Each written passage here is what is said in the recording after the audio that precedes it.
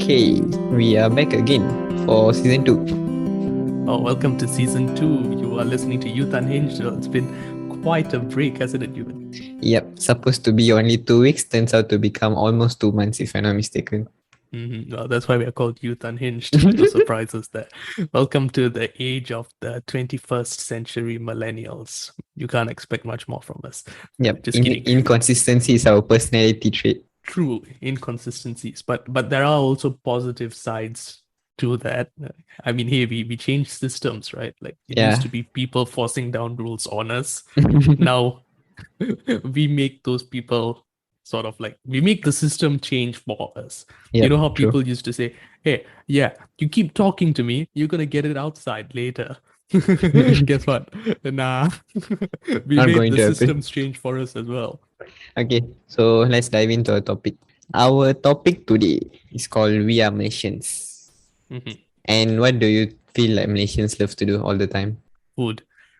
First Food? word that comes to my Yes. mind. Yeah, I would food. agree. For me especially, just in case if anyone didn't know yet, I'm already at Malaysia going through my semester break right now.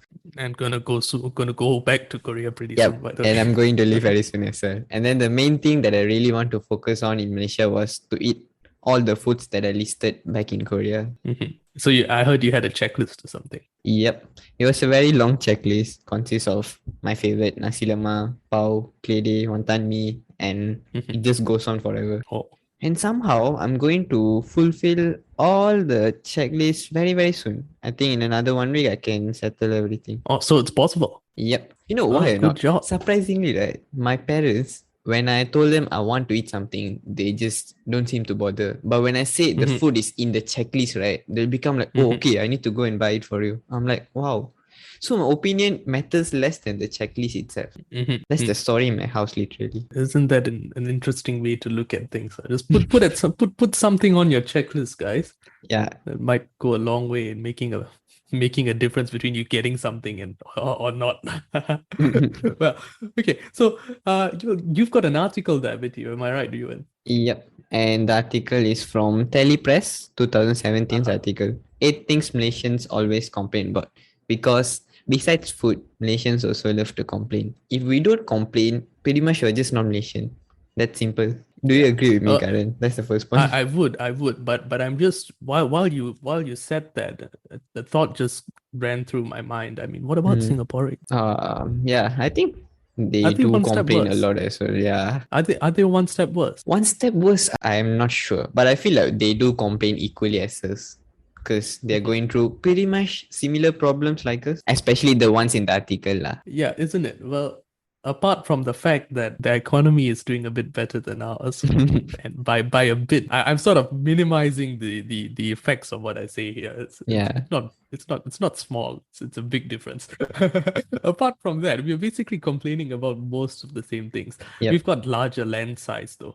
Singapore is just a small island. But still we complain about the same things. For example, here the article starts with, where is my food? And the main questions are like, why is my food taking so long? And then another one's a bit weird. Call your manager, come, I want to complain. Sounds like Karan. Yep, I was going to say that. And do Malaysians do that? Inaccurate. I would say inaccurate. Not everyone, to be exact. But then they do get impatient when it comes to food stuff. Especially when we need to decide what are we going to eat. Very simple, Karan. When I was at Korea, I was with my group of friends. All of them are Malaysians, right? Whenever we ask, what do you guys want to eat? You know the typical answer that they give, right? Nasi lemak? Anything. Oh my goodness. Yes, that he is so just... true. Do you know what? My dad just called me yesterday and asked, what do you want for dinner? And he said anything. Guess what the response was? Yeah. And the moment when you actually suggest a place, they'll be like, something else lah. Yeah. True, right? That's so accurate though. I feel like it does happen in literally every family and every friend group. Okay. Is this now I'm interested. Is this uniquely Malaysian? Because if it is, then it really makes us special, doesn't it? Yeah, because even if you watch like the stereotype video that the YouTubers do, right? Like Malaysian YouTubers, they always state the same fact.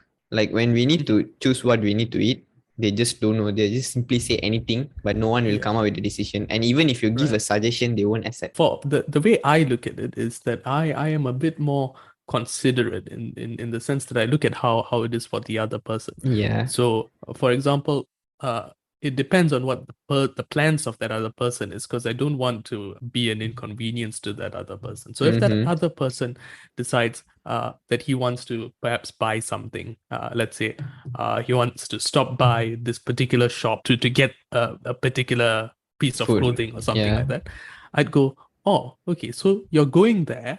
So now I've got a few options in my mind, because on the way there you've got a few stalls that I know of, which Yeah. sells a certain number of dishes that I am a fan of. And so given all those options, then I choose the best one. So I think it's a matter of options being presented and then we selecting the best one. But the reason why we say anything is because either we don't want to make that decision for ourselves, because we really don't mind if that person just shows up and gives us the food, because in that case we'll just eat it up. We're not going to say, no, you take it away, I don't want it anymore. Makes sense. I think you're kind of nailed it there. But the thing is, when they start giving us suggestions, they're giving us choices, and then, well, that doesn't really rub nicely. For example, if they say, okay, look, I'll give you this, but I'll give you nuts, let's say, but I'm not a fan of nuts. It somehow makes me go, no. But if you already bought for me the nuts, I'd go, then hey, you have thanks. no other choice. Yeah. And I'd eat it up. And I wouldn't make such a big fuss of it. I think it's a matter of options for some reason. I don't know if I've articulated that properly. I would say there's a solution for it, and I don't know whether it actually works or not. I would say there's like 60% probability it will work, approximately, of course. You need to list out like, I don't know, 3 to 5 places, and you ask them to choose only from the list, and from that they need to choose one place, right? Then you just follow the majority. Do you know what? I think Malaysians love options. Yeah, not to look at it. What are my options? Even when you want to start to work, they also look at options, right? Yeah, they don't normally go, okay, I want to be this at this from this time to that time. Yeah, they're more like, whatever lah. If I can get salary from this job, I can still do it. Yeah, so long as I can eat, that's fine. Okay, but that's everyone.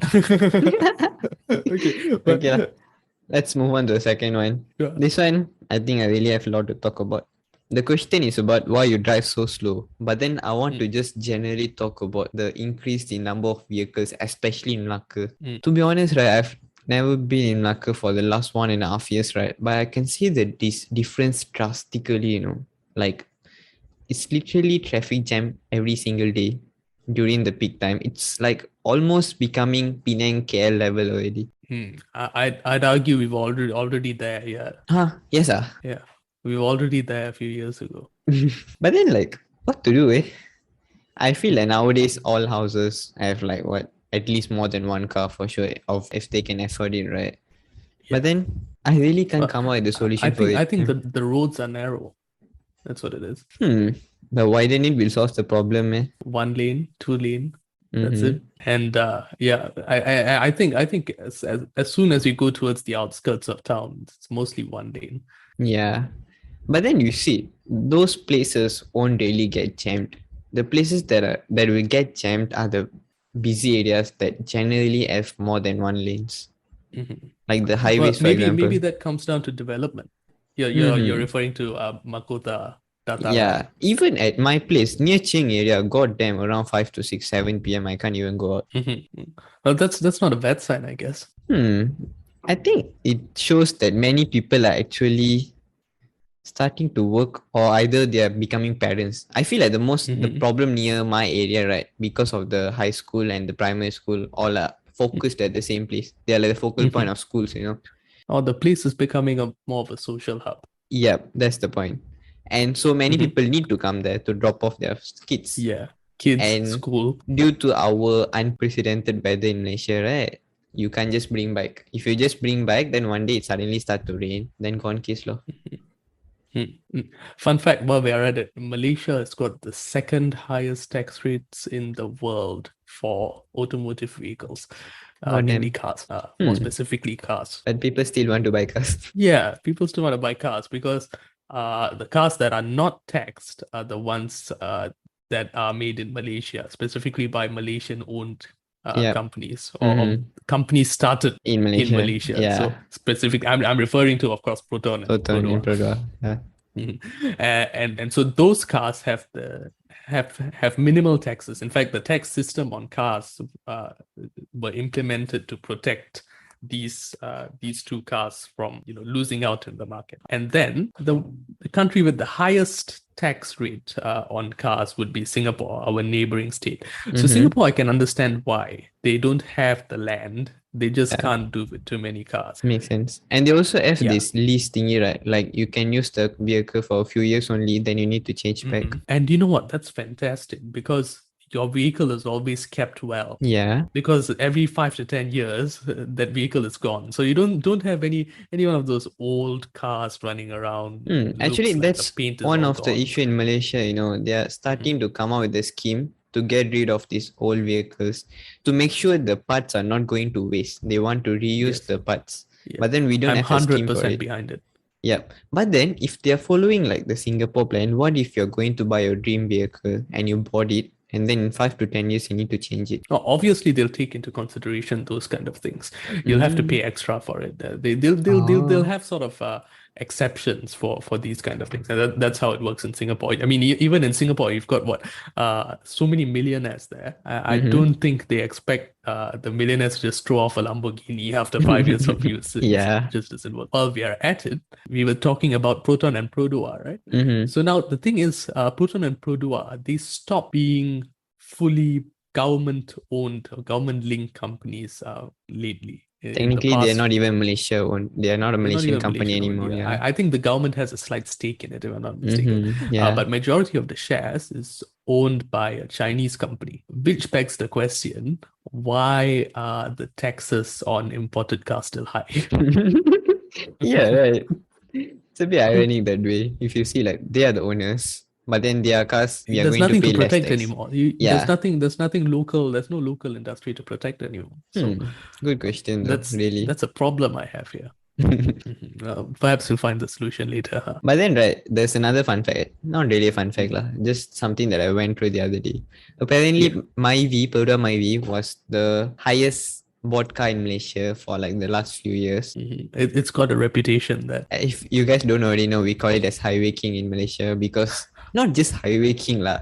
I feel like Myvi can go on anywhere, right? Even off-road also, just bring your Myvi, enough already. Of course. But then, fun fact, it actually got surpassed by another car, Proton X50. Oh, okay. And my guess is because of the the price of Myvi is gradually increasing, as the new models come by, the prices are actually increasing. And now it is at a price where you feel like you might as well go for another, maybe bigger car. And that's where X50 because the kicks price in. Difference, I guess, because the price difference isn't not too much. That more, yeah, true. Too much already. Yeah. So when you look at X50, come on lah, that is something like an SUV already, right? Sports utility vehicle. Yes, it is. Yeah. And then you got the technology also for the safety systems, a lot of stuff that you won't really get in Myvi from the spec that we got in Malaysia, of course. That I think might boil down to business strategy. Maybe Myvi is not really competing in the league of SUVs because the Myvi isn't an SUV after all. It's a hatchback. Yeah. So maybe its direct competitor isn't Proton. It's for people who are actually specifically looking for hatchbacks. So Myvi's competition in this case might be a hatchback Honda Civic, one of those things. So yeah, maybe in that category, Myvi will be the cheapest one. Yeah, exactly. That's what I'm saying. Yeah, makes sense. But then again, people change their minds when they see something like a Myvi and then go suddenly and start comparing it to things that aren't in the category and go, hey, actually now that I'm here, then you can see why. You can see how they suddenly change their minds all of a sudden and go for something way bigger than what they were initially looking at. Yeah, because simulations at the end of the day, I think we consider the price at a very high stake. If the price is within our budget, obviously the choices will boggle in our mind to go for another car in this case. Okay, Karan, let's cover one last one. Why Malaysia so hot? Why is Malaysia so hot? Oh, yeah. Malaysia is hot. Come on, global warming, that's all. Well, okay, we've got a simple answer there. global warming. The whole earth is literally heating up, and people are complaining why Malaysia is hot. But on the flip side, though, I'm happy that Malaysia's weather is very volatile in the sense that you can have very, very hot weather, but then maybe 2-3 days of continuous rain. Yeah, it cools down to like 20, 21. Exactly. Yeah. So it's very refreshing to have that. I'd rather this than maybe 4-season country. yeah. Or depending on my mood, I might say this tonight, and then tomorrow morning wake up and say something else. The Yeah lah, heat sometimes gets unbearable. But currently, I'm sticking to our Malaysian weather compared to Korean Mhm. weather. Of course, the 4 seasons are quite. Me too. bad. Me too. Yeah. And do you know what? The temperature in the United Kingdom reached unprecedented levels recently, 45 degrees Celsius. Oh my God. Yeah, actually, That's Korea like also double Malaysia. was keeping consistently around 40 degrees Celsius, which is already quite high lah. Here? At Korea. At Korea, wow. Malaysia is normally like 20, 28, 27, 24. Wow, that low ah? No lah, around 32, 24. 34 like that lah. 32? Really? Huh. I thought it was something like 27, 28, 26. That's maybe the average temperature that you can find in internet, I guess. But daily Yeah, it's around that's there, what I I guess. heard. Yeah. Mm. Well, But still, we are in a safer level lah compared to those countries, like you said, like the US and Korea. well, let's finish on what unites us then. What unites us the most? Well, Malaysia winning things. If we could be proud of anything, it would be that the one thing that unites all of us, we winning things. And so when we talk about that, the first thing that comes to my mind is badminton. Yeah, sports. I was going to say sports, then you said badminton. Yeah. Sports. Yeah, we're still looking for an Olympic gold medal. 2024, right? The next Olympics. 2024. Yeah, Yep. I believe it is. Yeah, that's true, because when you see, right, when it comes to football, even at Stadium Hang Jebat, like in Melaka, there was a match Melaka against JDT, Johor Darul Takzim. And come on lah, the people that just crowded Melaka on that day was a lot. So that's generally evidence to show that our Malaysians do unite when it comes to sports, especially to support our country, state, for your district. So that's really one thing. Another one is, of course, food. Like Karan said very, very early in the podcast. Come on, Very just proud of it as imagine well. if we only have Indian food to eat Yeah. in Malaysia, then you can't come on lah. Even our tongue will be bored of it. True. We've got quite a fusion, and another thing that really struck me as impressive is the fact that you barely have a snobbish people around. We are like a reasonably simple kind of society in the sense that under a small hut selling nasi lemak, you'll have a Tan Sri or maybe even a sultan eating normal nasi lemak and maybe a glass of juice with the normal guy on the road, or the normal businessman, the normal worker, the normal Joe on the street.